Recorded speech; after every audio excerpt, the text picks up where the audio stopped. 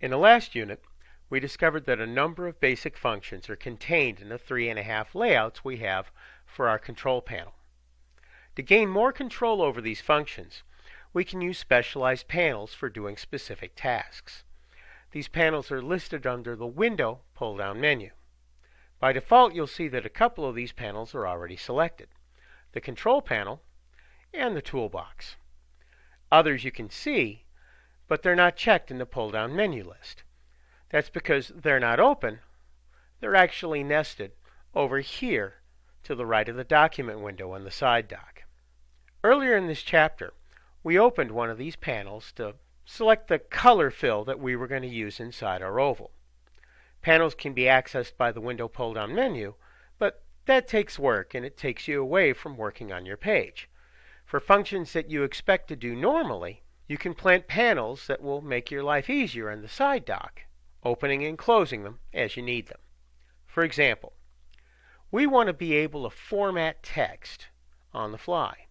We can do that by choosing the Window, Type and Tables, Character menu command. This opens the Character panel, as we can see right over here. Now, it doesn't look much different than the things that you can select from the Control panel. The same things seem to be in both places, just arranged a little bit differently. But if you move your cursor to the upper right of that panel, to that spot where you see the down-pointing triangle and a number of horizontal lines, and click on it, you can open the Flyaway menu, where more options are available for formatting type. There are all kinds of options that we can use to format Adobe OpenType fonts, for example, among other things. We'll use some of these extended features in the Character panel later in this InDesign course. Now, if you would, please go to the Window pull-down menu and select Type and Tables, Paragraph menu command.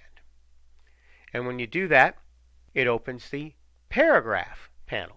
Like the first panel we opened, it lets us do pretty much everything we saw earlier in the Control panel's Paragraph Attributes layout.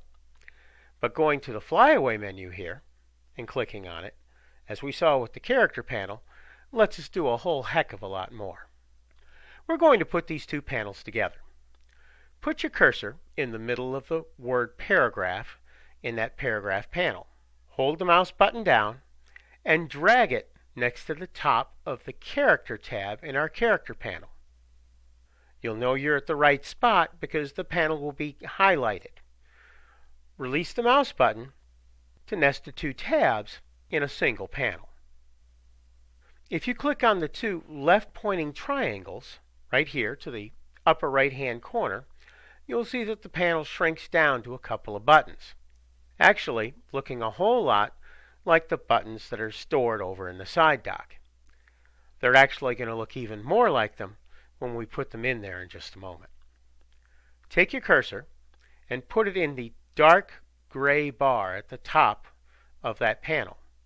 Hold the mouse button down and drag it over to the gray area at the bottom of the side dock, then up just below the last button for commands that are stored in that dock.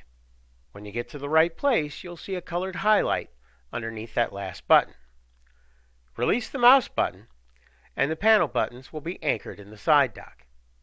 Opening and closing those panels is as easy as clicking either button and then switching between the tabs to get back and forth between the Character and the Paragraph layouts that you have inside of there. Now, you have the option of opening all of these buttons at the same time by going to the dark gray bar all the way up at the top of the side dock and clicking the two left-facing triangles. This opens all the buttons up as panels in the side dock, though sometimes you may have to make some adjustments or selectively close a set of nested panels to get more room to work on the ones that you actually want to use.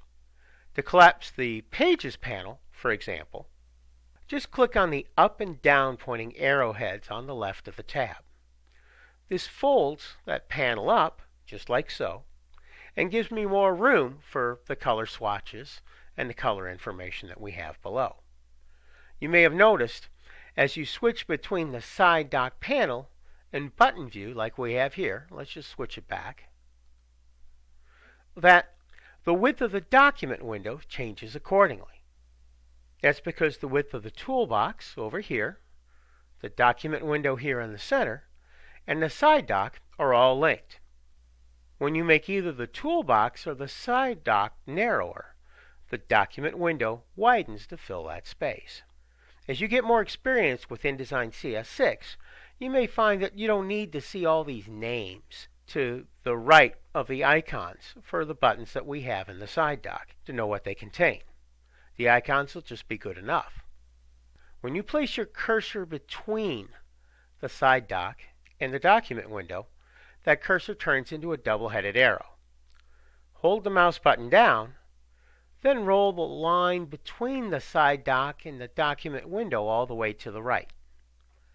At the dock's smallest size, the names disappear, but all of the icons are still available so you can see which panels are actually available. At the dock's smallest side, this makes it easier for us to get more space to work within the document window, and that's truly a winning combination.